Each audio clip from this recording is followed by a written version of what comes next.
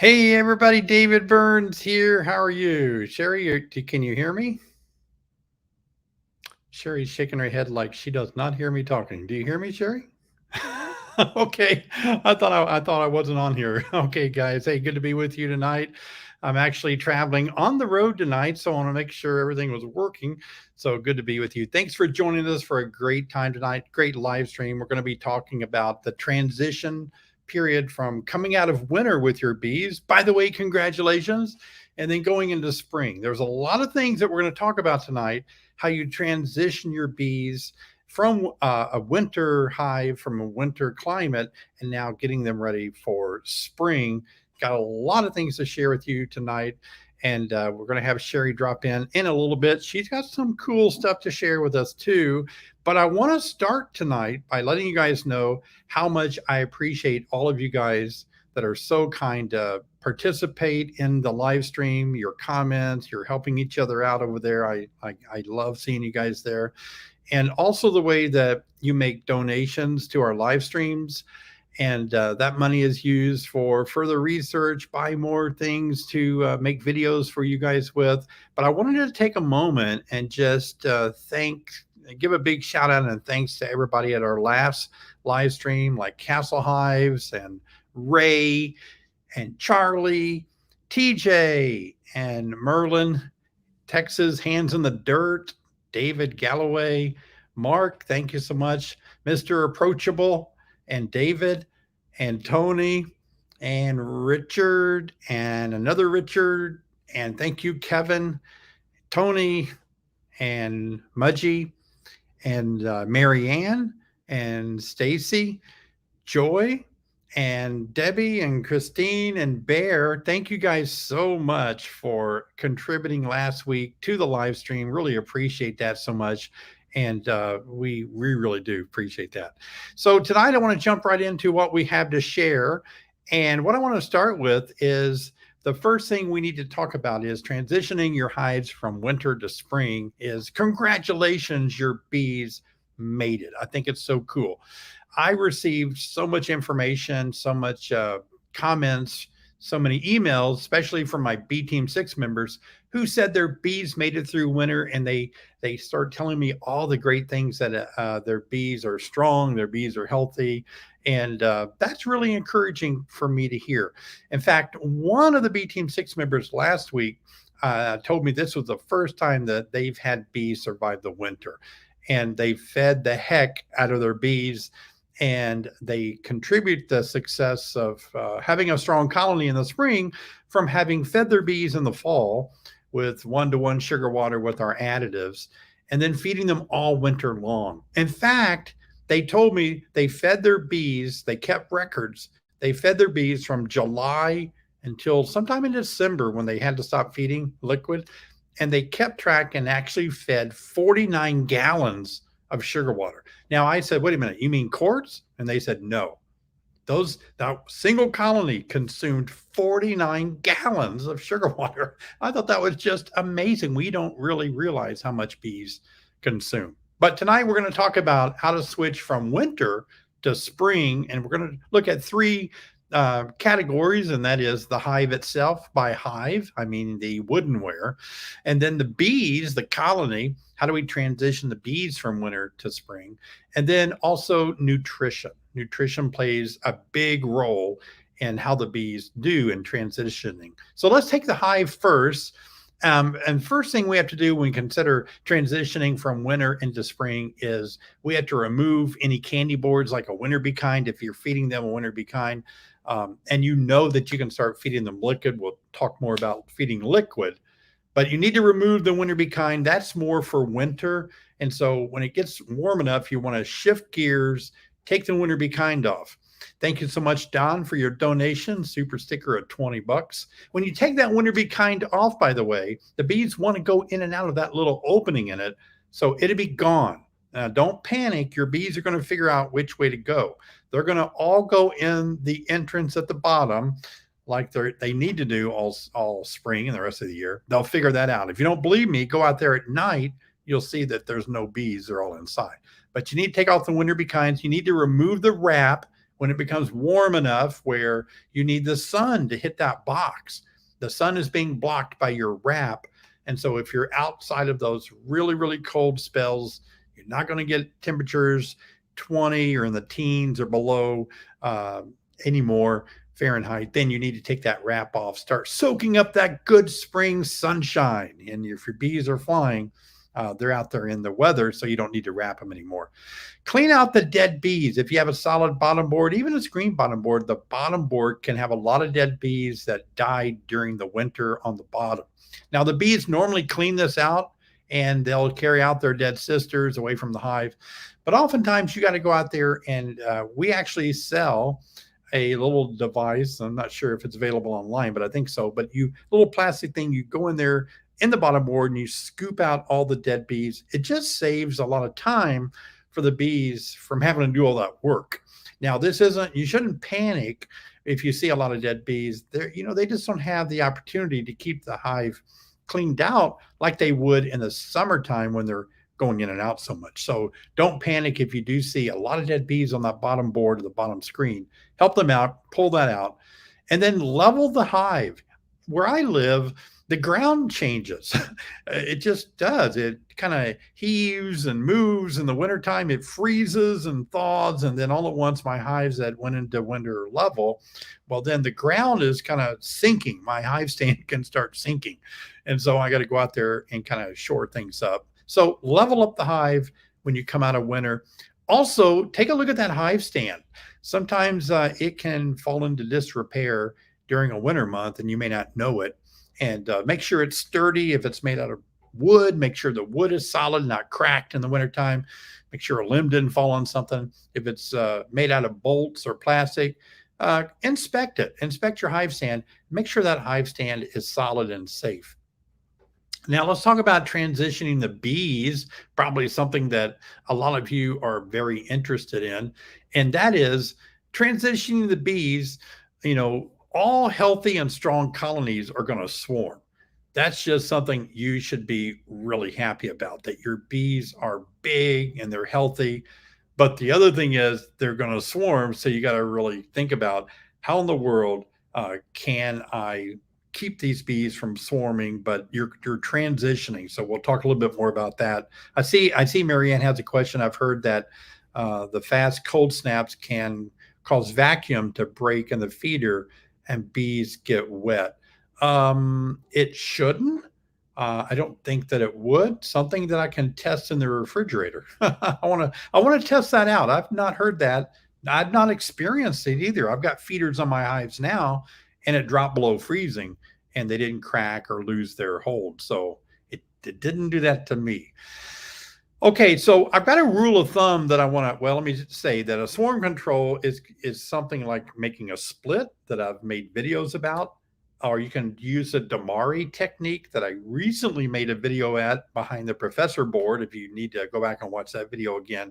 Also, I'm putting the finishing touches on my snail grove video that should go out sometime, probably tomorrow or the next day. So be looking for that.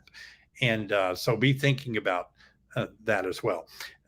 Sherry, you'll have to keep track of these questions and bring them back up. I want to get through this material. I've just got a little bit more to get through. Thank you. So I appreciate Sherry helping us. A rule of thumb for me is split your hives if you want to have more hives. But if you want to have more honey this year, keep that hive together, because we all know that one strong colony will make more honey than two smaller colonies. So if you split up great big hive and make two hives or maybe two splits out of that, you're not going to get as much honey flow because there's just not as much bees. It's possible. I'm not going to say never. You never want to say never, but it's always better to have strong honey production out of one single colony rather than trying to divide it into two. But sometimes you have no choice, and a lot of you want more colonies. If you make splits this year, they can still make you honey, and that's hopeful. But also, those hives are going to make you a lot of honey the next following year. So just think of it that way. I think it's important to know that I have split a lot of hives, and I have sometimes just have about too many hives that I don't want to split anymore. And so sometimes I just have to keep them together rather than split them. So let's go on to transitioning in nutrition. This is the part I really want to touch on tonight. And that is transitioning from winter feeding to liquid feeding. Now, this is real critical. So kind of pay close attention here, guys. Right now, you may be warmer for you, but if it is, just think about this for next year when you're coming out of winter. But for those of you like me that may still have some winter bee kind boards on and you're ready to feed them liquid, the entrance goes away, like I talked about at the top of the winter bee kind board, but they're going to get used to it and they'll be fine. They'll start to go down just fine. And then when you transition, you want to transition from a candy board to more of a sugar board or sugar feeder of liquid feed when the bees are able to fly. In other words, when they can go out and take a potty break, then you can go and start shifting into liquid feeding. I recommend when temperatures get above 50, you're assured that bees are going to fly, and they don't really take sugar water that much when the temperature is below 50 degrees Fahrenheit. So try to get those bees some liquid when your temperatures are above 50 degrees. I recommend 1-to-1 sugar water with the additives you see pictured here. We do sell these additives unless you want to buy your own somewhere, but we do have these available. There's a link there at the bottom as well. It's important to realize, by the way, this transition period, that I always like to feed from the top. I don't like to use entrance feeders in the spring because it can be cold and rainy outside. And when the bees are inside in the spring, when it drops below 50 in the evening, they won't go outside down there to that entrance feeder, to that jar that's sitting outside the hive, technically. The jar is a little cooler too on spring, cool evening nights. So I like to keep my feeder jars above my cluster on a feeding board like what we sell, the Burns feeding system. The jars are right up there on the top, and the heat of the cluster is keeping that candy warm and keeping that vacuum seal just perfect. I don't know, but it helps all of that be warm, and the bees can keep consuming the sugar water since it's right above the cluster on these cooler spring evenings that we might still have. So one rule of thumb you might want to follow too, for those of you just starting out with packages, that you may want to keep feeding them from the top as long as the bees are drawing out the needed comb that they need. So if they're drawing out comb, you can keep feeding them 1-to-1 sugar water. They'll get the comb drawn out faster, and that way the queen can start laying better. So think about that. Think about feeding them as long as they're drawing out some of this wax that they need to have on those combs.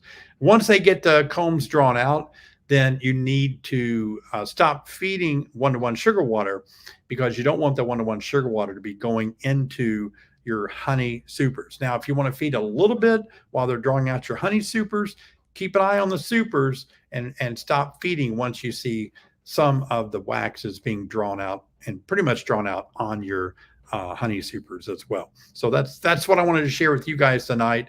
And Eric says, may I ask your thoughts on Hive Alive or Honey Be Healthy added to 1-to-1? Hive Alive, oh yeah, it is. And I was thinking it was just the fondant, but they do make a liquid. Hive Alive, I don't have any experience with it. I've never used it. Certainly, I do like Honey Be Healthy. That's what we always recommend. Our feeding additives comes with protein powder. It comes with Honey Be Healthy and Amino B Booster. Those three things are my go-to. Really, they are. I always add, and I've said this many times, 1 teaspoon of protein powder, any bee protein powder, but right now I'm using Ultra Bee from, I think, Man Lake. But we sell it as ourselves, but you can use this protein powder, 1 teaspoon a quart, add to it, mix it. It's hard to get that protein powder to mix up, but it will. You can use a blender in your house. I also add 1 teaspoon of Honey Be Healthy and 1 teaspoon of Amino B Booster. Those are my 3 go-tos. The Hive Alive, I've met them. I like what they have to say. They add seaweed, of course. I think it's Irish seaweed or something. And I've heard good things about it, but I've just never used it. Why aren't bees taking sugar water place on top of the hive? Cluster is small and are in 8-frame mediums. Yeah, is you want to check to make sure, like take the jar out, Lou, and shake it, make sure it drips out. If it does drip out and they're still not taking it, then what is in it? Is it just plain sugar water? Then okay, then we have to say, uh-oh, the bees aren't large enough. They're too small of a cluster. They're too small. They just can't really consume that much because there's not many of them. We all know that a gigantic colony that has a lot of bees in there, they'll pull down a whole jar in a day or two. The smaller the colony is, the less they're going to pull down. So it might be bad news that they're just too small to really do much. Daniel says in Ohio, the temperature range is 50 for a high, dropping into the 30s at night. Is liquid still okay? Boy, I hope so. I'm in that situation. Number one, I don't want to go out there and change them out just yet. It's not that bad. I'm checking them, but I don't want to go out there and change them. So I'm just keeping my fingers crossed. But I've noticed that when it drops to 50 or below, the bees are more tightly, they start clustering and they may not consume as much, but it should be fine. I've actually frozen sugar water in my freezer without breaking the jar before. So that as long as there's room for expansion, and if it does drop below freezing, it shouldn't be a problem. Hello, Grayson. I just started feeding 1-to-1 sugar syrup in gallon buckets. What do you think about bucket feeders? Yeah, bucket feeders are great. It's another way to feed from the top, and you can get a lot of sugar water in a bucket. Of course, a lot of people use bucket feeders. I think they're fine. The reason I use my technique is because I like to build this buffer at the top. I think it's warmer where you are, Grayson. If it's warm, you can put a bucket on there. But I put my jars inside of a shell of a deep box. And then if I wanted to, I can add insulation in there, something warm. And then I put the top cover on top of that. So that whole feeding top board there is surrounded and above the warm cluster.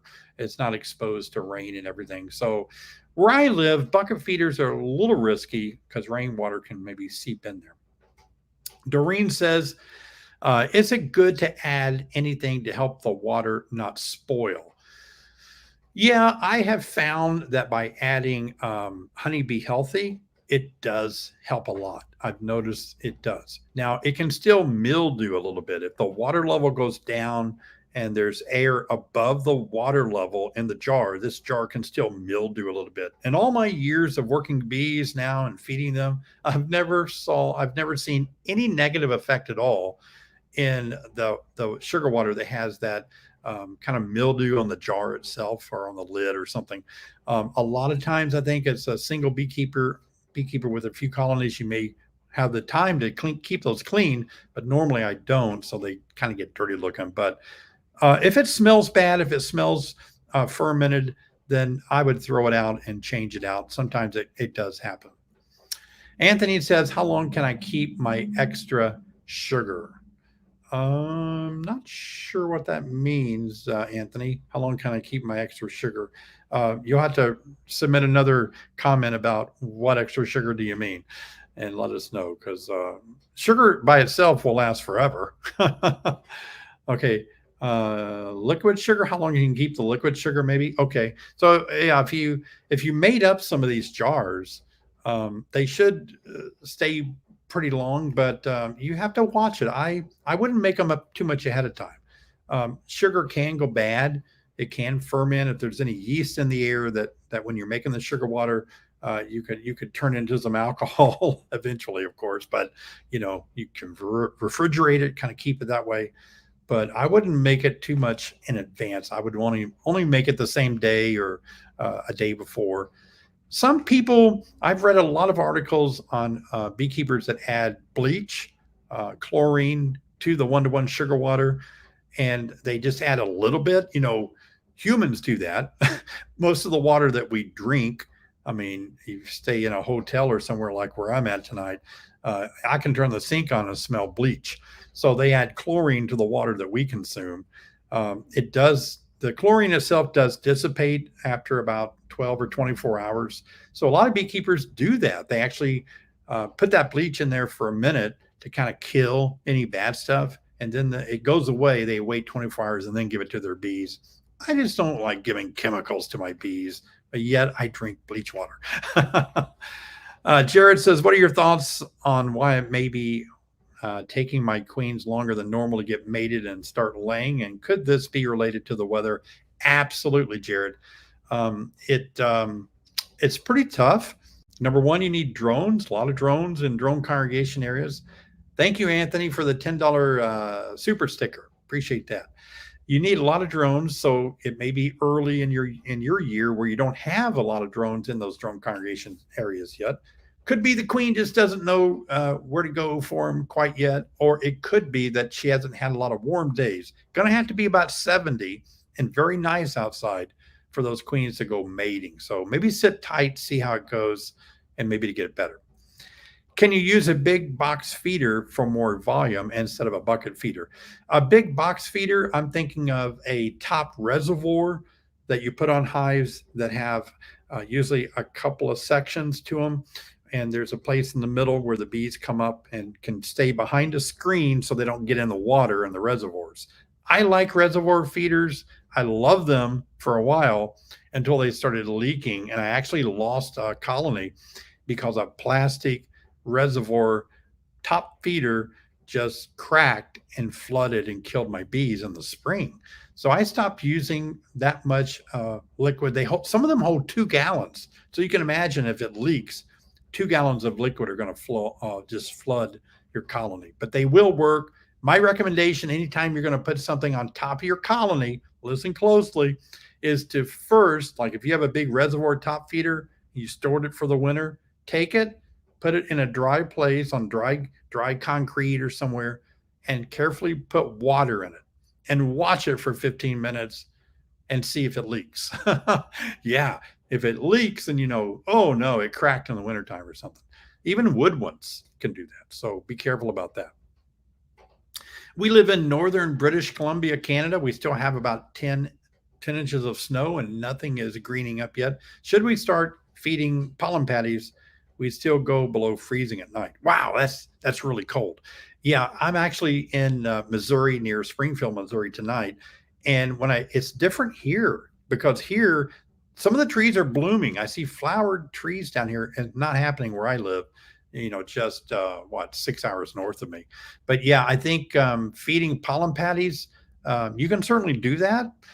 I still like to feed pollen to bees in the sugar water because that's the natural way they take it from flowers. They consume the nectar from flowers, and that nectar has small particles, grains of pollen in it. So I would rather feed my bees one-to-one sugar water with that pollen substitute in it. Thank you, Ray, for that $20 super sticker.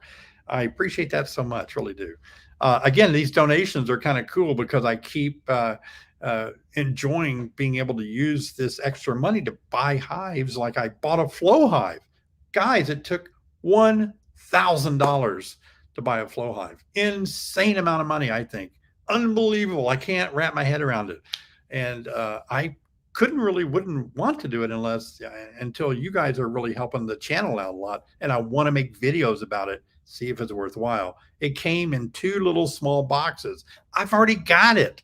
I already received the flow hive. They sent it out immediately. But these 2 small boxes, I mean, I bought a large flow hive and it came in 2 tiny boxes. That means I'm going to have to do a lot of assembly, not just boxes, but all the little parts to the hive itself, the flow hive knob parts. Oh my gosh. Now, if you don't know me very well yet, I'm a guy that typically does not enjoy looking at instructions. So I'm sure this flow hive comes with instructions, right? Well, guess what? I'm going to have to discipline myself to follow the instructions, or I could possibly put this together wrong and it's not going to work. So I'm going to have to read the instructions, but thanks for those donations. Anthony says, starting out this year, completely newbie. All right, Anthony, I'm glad you're starting out. I like that truck as well. Quick question, if you can. When do you add your when do you add your screen bottom board to the hive? When do you add your screen bottom board to the hive since it is still cool and are cold evenings? Okay, trying to understand your question there. So if you're brand new starting out, Anthony, and you're starting with a new package or a nucleus or something, your bottom board is the first piece of equipment that you're going to use on your hive. Now, if you have a screen bottom board and you're worried about installing your package or your nucleus on a screen bottom board because it's still cool outside, then you can slide something in on it, like some corrugated plastic. You can slide it under the hive or even right inside the hive, and it would cut down on any cold air that might seep up in the bottom. Normally, cold air drops and heat goes up. So most of us aren't too worried about it unless it gets really cold in the 20s or teens. So the bottom board being open in spring is not really going to be an issue until it drops really cold. But if you understand that right, you're going to assemble your hive with a screen bottom board or a solid bottom board first. You're going to put a deep box right on top of it. That's a newbie. And then you're going to have your frames in there. You're going to take 4 or 5 frames out. You're going to shake your bees in there, put the frames back in there. You're going to take your queen, take the top off the queen cage, leave the candy in there. You can remove a little bit of the candy if you want to, and then put the queen at in between the frames and the top of that newly installed package. Put the top on. So that's how you're going to do it. Good to see new beekeepers, and I know it's a quick learning curve too. Alan said that I have some honey that has fermented and don't want to make mead. Would you put it out for the bees? Yeah, why not? Bees love alcohol. I did a study, I think last summer or the summer before, where I took Sherry's vodka and poured it out in a feeding trough and monitored the bees. Some people say bees arrive drunk and they're not welcome back in the hive when they're drunk like that. Well, they consume the vodka very, very well. They love it. It's sugar, So they took it. It did not affect them. They flew right back to the hive. I watched them. They didn't act drunk. Nobody, looked at their license to see how old they were. They let them right back in the hive. They kept drinking vodka until Sherry said, "Stop giving my bees vodka." So fermentation of honey, who knows really? I think there's a lot of stuff out there. Even if we don't give it to them, there's got to be fermented honey already out there in nature. Let the bees decide. They know they're not going to be stupid about it. They're not going to eat something they shouldn't. Wellness Untamed. I have a couple of supers that were exposed to Apigard last fall. The bees have used all the honey, but can I use the empty comb for honey or for humans this spring? That is such a tough question. Oh my gosh. My recommendation first is I would do it now, but I don't have my normal setup where I can do that for you. But I would go on to Apigard's website. I think this question is answered by them. And I don't want to be the one to answer that question because we're talking about, a treatment that has now been exposed to the honeycomb. So go to their website. They have all their questions that you could possibly ask all answered. That's all I do. Sometimes I go to their website and go through that. Right off the bat, I'm not sure how much of that is going to get into that comb, but let's play it safe and I'll direct you back to their website and you find that answer. Maybe you can do it tonight while we're still talking and get back to us. James says, what about moldy frames of honey? James, I made a wonderful video many years ago. It's on YouTube where I went to a hive and said, yuck, look at this moldy, mildewy, had all that webbing on it. Maybe it had some wax moth webbing, but moldy webbing too. It looked awful, right? I took it and I put it yucky right into a strong colony right in there. And I came back in a week. I marked it, came back in a week. I pulled it up and voila, beautiful, wonderful. They cleaned it up. They repaired some damaged areas. You can kind of go way back in my video inventory and find that video, but you can see how nicely that they did clean that up and made it look very good. So don't worry about that moldy comb like that. There have been times where I've had combs that looked horrible, especially where brood maybe died. And I just never feel good about that. There's a lot of pathogens that are can be in that dead brood. So I always scrape the dead brood down to the plastic foundation, get the dead brood out of there. And then I re-wax it there. And the bees take a little longer, but they'll eventually clear it all up, make it look good. Hey, David, my bees went through the winter 2 deeps and I opened the hive and the second deep is full of honey. Should I take it off and extract it to give them room for the queen to lay and give it back to them. Boy, Corey, there is that's a good question. I see your dilemma that you're in. They probably don't need all that honey right now because, I'm assuming that they're strong and you're in a place where you're warm enough you can inspect, and maybe you've got incoming nectar now. So there's nothing wrong with what you're saying that you need to do. You may want to be careful. Don't pull out any brood. The queen could be wandering around up there. Don't take her and lose her. But you may want to extract 4 frames, 5 frames even, and put them back in there just to see what happens. But on the other hand, you could always add more honey supers, right? What would I do? I would, let's see, I think you said you have 2 deeps. You open one, you open the hive. The second deep is full of honey. Okay. Yeah. So what I would do, I would take that top deep that's full of honey, and I would put another deep between the 2 boxes that has drawn comb on it, because I have a lot of drawn comb. If you don't have drawn comb, you have foundation. This is a great opportunity to get the bees to draw foundation out. So you could take your brood box, the honey box, put the honey box higher, slip in a new deep body with drawn comb or foundation, let them draw it out. That's going to still give the queen room to grow. Their honey is above them where they're going to put it naturally. This is more in line of what the bees would do naturally. So that would be an urgent way for the bees to say, aha, we need more room for the queen. Let's draw these frames out.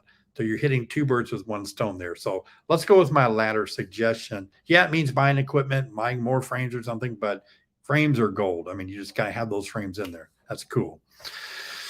Okay, Blue Jacket Apiary says, feeding question regarding your feed mixture. Do you feed the colonies from spring to fall just through the dearth?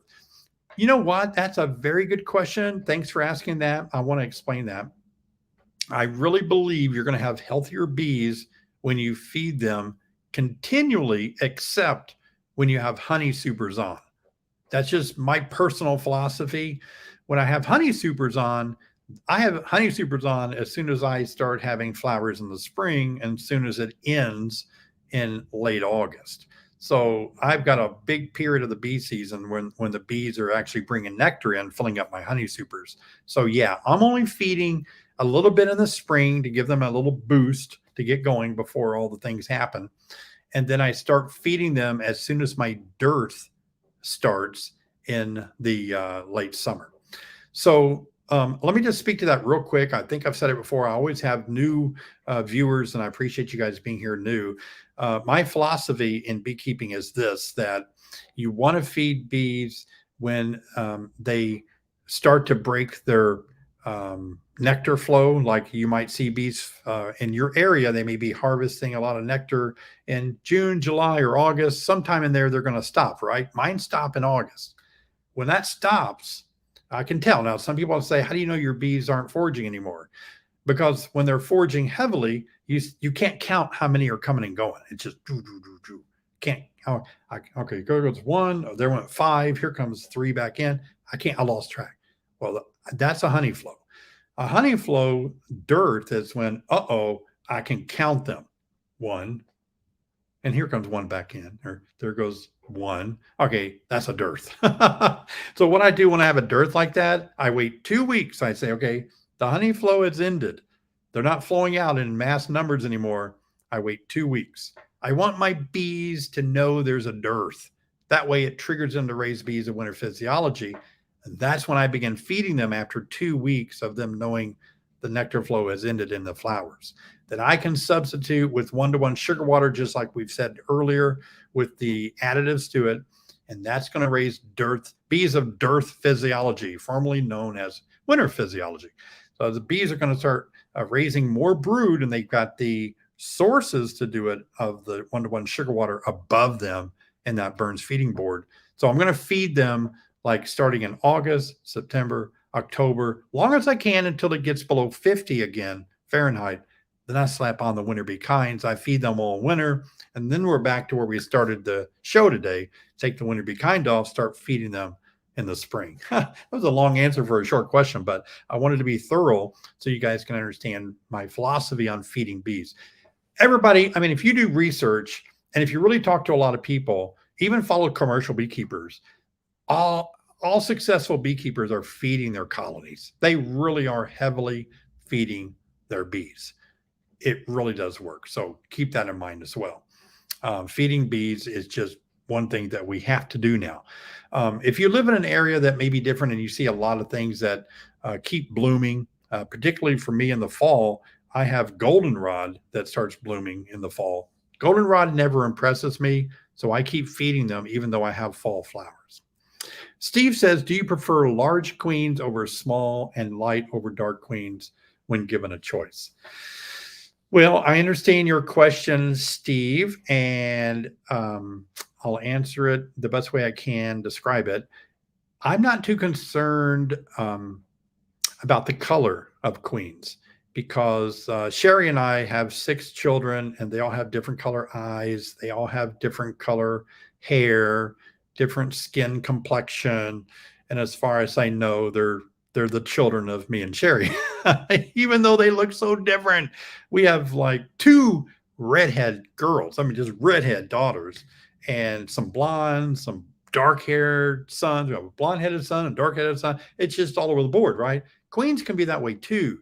They can be of different color and be of the same, I don't want to say race, but they can be of the same type, but just have a different color allele or something like that in the DNA. So we can't always tell a lot by the color. It can be real deceiving. You could have a very dark Italian, a very light Italian queen. So the other question about size, yeah, you know what? Size does matter. That's my personal opinion. I've had very small queens that have done very well. Don't get me wrong. But I've seen overall, the larger size my queens are, boy, my brood production is through the roof. So there may not be a correlation on, you could have a large queen, but boy, this is getting too scientific. But if you had a large queen, but she was produced maybe later on, instead of a 1-day-old larvae, she might have been a 2-day-old larvae. And then she's maybe not having as many ovaries, and the egg production may be less, even though she might be huge. So it's more about how many eggs they can make. So, but normally we think a large queen has been,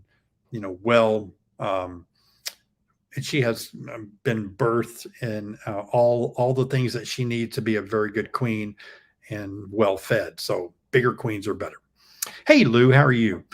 If I left a super on for winter and now I have sugar water on, will the bees put it in the comb? Yeah, it's possible. I would say it's hard to tell. One of the ways that you can do it is put a little bit of food coloring in that, red or blue food coloring, and then you can check back, see where they're putting it if you want to do it that way. But I would say right now, if you live in an area where I live right now, the bees aren't going to be storing it when I feed it to them because they're desperate for resources. So right now, if I give my bees some sugar water, my bees really don't have a bunch of supers on there. They filled up everything with brood. So right now I'm just feeding my bees over and over sugar water. So I don't give them an opportunity. But in your case, check it out, watch it, because like I said before earlier, if I've got supers on there, then I don't need to be feeding my bees with honey supers on there. I've got some supers on my hives now. I've already looked at them. They're full of brood. They always are every year. I've done it for 10 years now. I come out of winter, whatever boxes I have on there, full of brood. It's crazy. I need bees. That's so fun.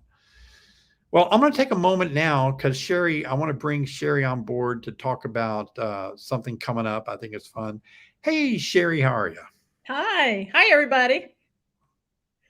Good to have you on board, Sherry. Everybody loves when you're on here so much. Sherry is a better part of me. Oh. I wish I was there with you, Sherry. I miss being home. I'm Yeah. a homeboy. I miss Yeah, you. Well, Sherry, tell us what we've got coming up. Some people don't realize maybe what we've got cooking for the next live stream next week. Yeah. Well, so next Thursday will be March the 30th. Correct. Yep. And so we have every year, David and I give back as much as we can, to various different charities and those kinds of things. And so this year, what we're doing, and we want you all to help us too, is that we're partnering with HelloFresh. And so what we're doing is we are collecting donations for April Foods Day. And we're going to give these donations to HelloFresh. You gives 100% of your donation to the food bank or the charity. They're not reinventing the wheel here. The wheel's already been invented as far as being able to help those who are in our communities for the food insecure. And so they have already partnered with different food banks and different charities across the U.S. So we are going to take donations, and you can either do that, David, here on our website, or next week, starting here on your live stream. All the donations next Thursday night will go to help the food insecure in our communities for April Foods Day. Oh, that's good. Yeah.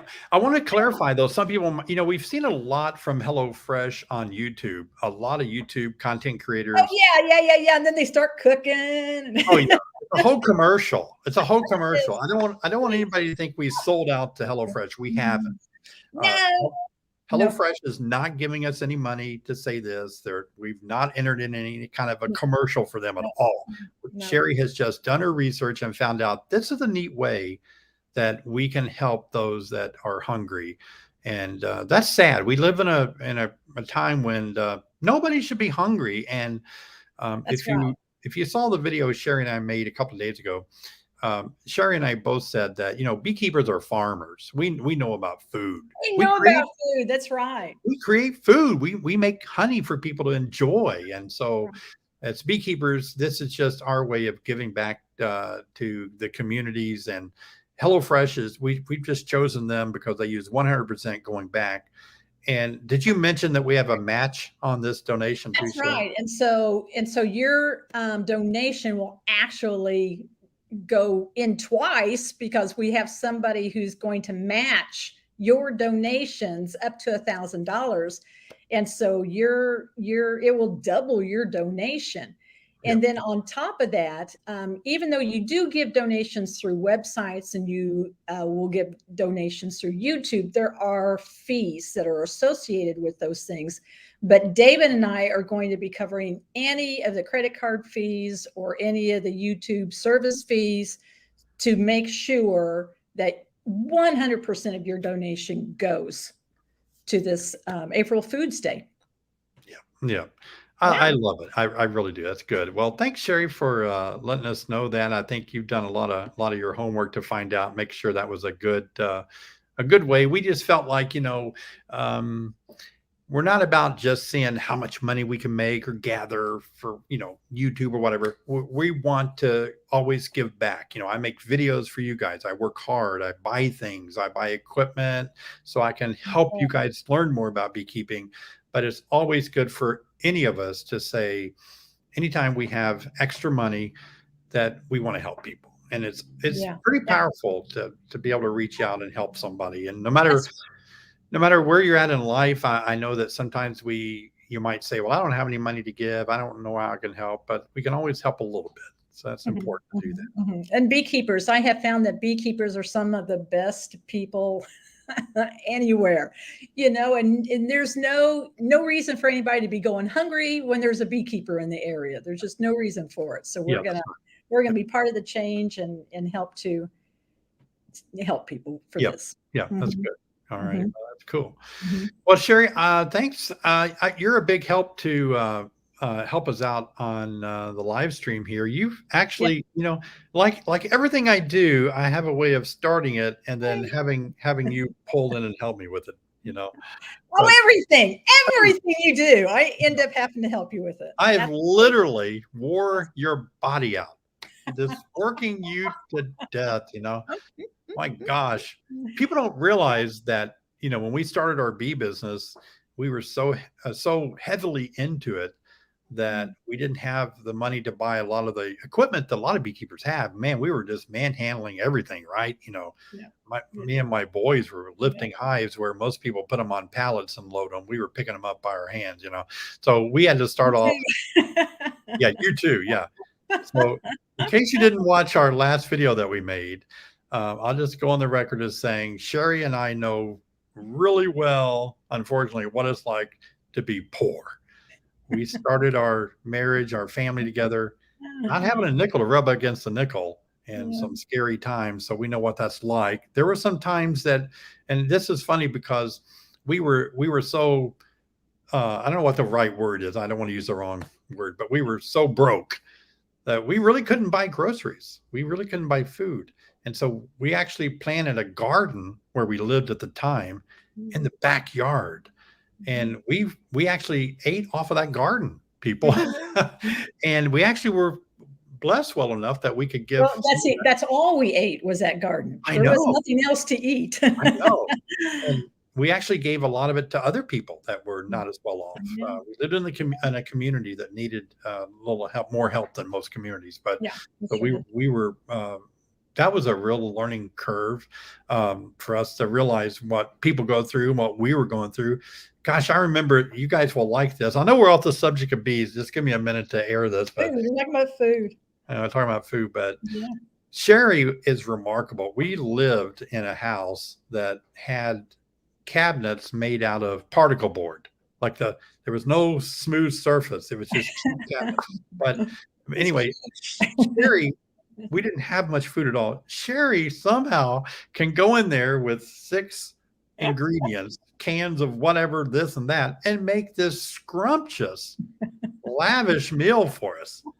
Well, I don't know how you do that. It's remarkable. Well, that's just your way of getting out of cooking, I think. Oh, it's remarkable. You don't know how to cook. Yeah, very good for you. I don't know if you learned that out of desperation. You had to do it, had to make it happen, but you did a good job doing that. So anyway, so we don't want people to have to suffer like that, help where we can. So keep that in mind next Thursday night.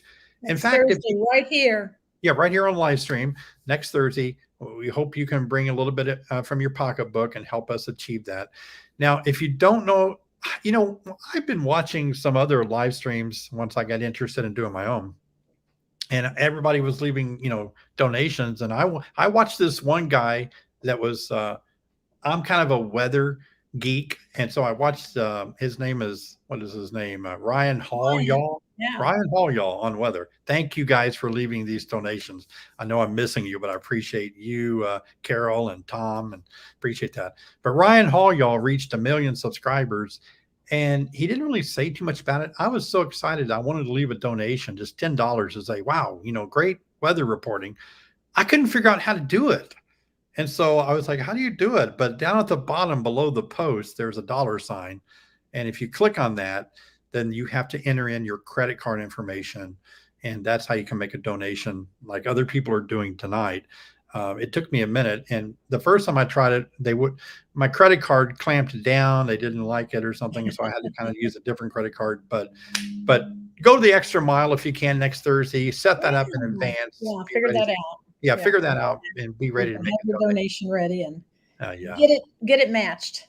Yep, get it matched. Yeah. Good. Sherry, what else are you going to be doing in the beekeeping world this year? You got any big plans in beekeeping? No, not in beekeeping. How about you? Well, I mean, like you're involved in beekeeping every day, shipping and answering people's questions. That's what I do. I do that every day. Yeah. And so you're just chucking along. Appreciate all the work that you do.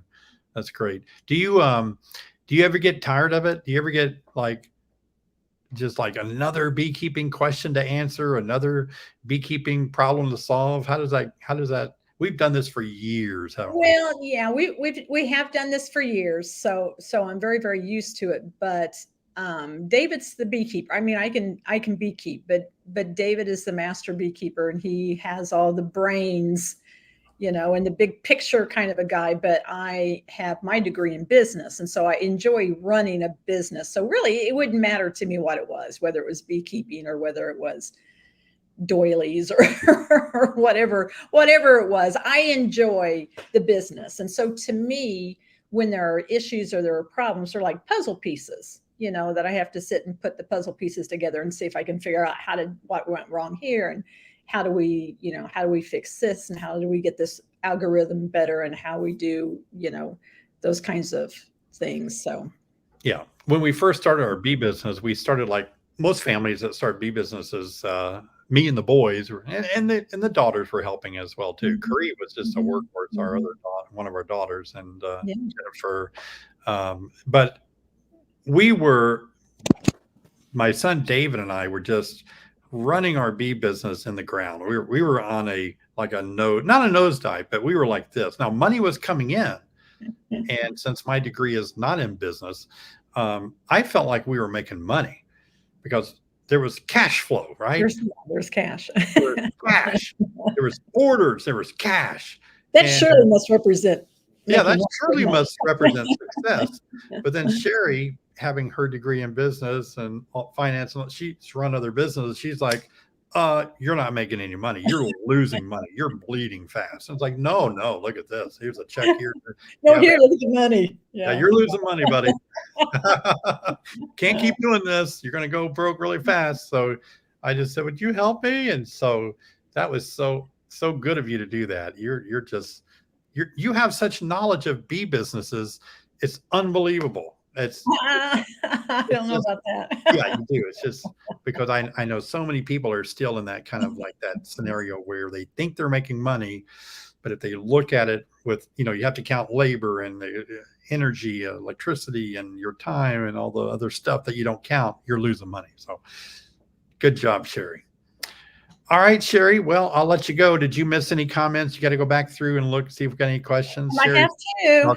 All right. I'll let you go, Sherry, and return to talking here and answering some other questions. Thanks for showing up. Everybody say bye to Sherry. Bye. All right. What does it take to become a master beekeeper? Oh, man, I love this question, Corey, so much. First of all, let me say a master beekeeper does not mean that you're better than anybody else or that you're smarter or that you know more. There are beekeepers that are not master beekeepers that are better beekeepers or know more than I do. That's just the truth, right? So when I first became a master beekeeper in 2010, I had people that really attacked me and they said, now you think you're somebody, now you think you're better than us. I never said that. I just studied, then I became a master beekeeper. I don't know everything. Gosh, I've got a lot to learn. And so, first of all, you just got to come to that reality. Here's the thing. I went through the Eastern Apicultural Society, EAS, that originated with Roger Morris and Cornell University. And I pursued EAS as my master beekeeping certificate certification because it is the grandfather. It is I don't want to say the most prestigious, perhaps, but it is to me. I think most people, but it only tests you. It doesn't have a journeyman. It doesn't have a apprentice. It doesn't give you material to study. It has suggested material, but it's not a course that you take.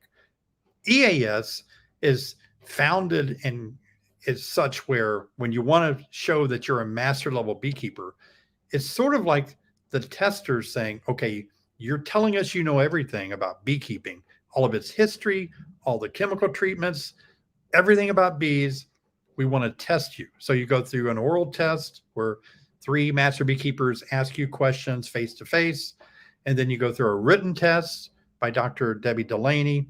Then you go through an oral test by Dorinda. And then you go through the field test, which I supervise. I'm the field team leader of the field test, where you actually open hives up and tell us what you see. So if you pass those tests with 85%, then you become a master beekeeper. Master beekeepers don't have to know everything because you only have to know 85% of everything. 85% is going to get you past, see? And I'll tell you what, though, it's tough. I think last year we had 25 applicants, 25 people taking tests. Only 6 people passed all 4 levels. Now, there are other places you can take a master beekeeper, get a master beekeeper certification. It's going to be up to you to choose. EAS is if you know it all already, you don't need to take any courses, you don't need to learn anything more, then you can take it with EAS. Other courses will take you through their material and test you, and you graduate year to year. And so for me personally, I didn't have the time to go, 1 year as a journeyman, 1 year as an apprentice. I'd already spent a lot of time on bees. I wanted to kind of jump past that, and that's where EAS met the need for me. But I'm not trying to promote EAS over the others. I'm just saying it's different than all the others. And it always will be. EAS will never change. Some people say, why don't you do it like the others, where you have material that we follow, that we go through journeyman and apprentice, because that's not who EAS is. That's not what it's about. And I'm very much a part of EAS. My friends are there. All of us that work together on the program, we spend a lot of time there. So for me, it was a journey of learning as much as I could. Now, if you want to become a master beekeeper, like an EAS master beekeeper, you have to have kept bees for 5 years continually. And because we know that after 5 years, that's when you're kind of glued in and you've learned a lot. So you got to have 5 years of experience. And then you have to have a letter of recommendation from another master beekeeper, a state inspector, a club president, somebody that has seen you work bees has to recommend that you can become a candidate to apply for this. So it's all on the website, Eastern Apicultural Society. And I would love to see more of you pursue that, whether it's with EAS or Montana or Florida, Georgia, North Carolina, South Carolina. A lot of states have these master beekeeper programs. That's a hobby horse of mine, as you can tell. I really got off on that one. When feeding 1-to-1, would it be better to put more liquid protein in it to get a better brood population going for this spring, or just put pollen patties in? Always better to put protein in the sugar water. I don't think more is better, though. I really don't think you need to go overboard with the amount of protein powder that you put in the sugar water. Really, 1 teaspoon, 2 at the most, is going to do the trick. Make it equal to what honey has in it. Bees raise brood from the protein they're bringing in their pollen baskets and what they're consuming, their bodies are consuming that's in the honey itself. So they have if you take a look, they don't have a lot of, oftentimes they don't have a lot of stored pollen when they're raising brood. They just have a little bit, but you can help them out by giving them a little bit in that sugar water for sure. What does my shirt say? It says, let's see. It says it's a formula, and it actually says be greater than average. NASA. So be greater than average. That's what we all want to do with beekeeping. I think we want to be a little bit above average. And that doesn't mean comparing ourselves to other people. It means like I could be average, or I could be a little bit above average of myself.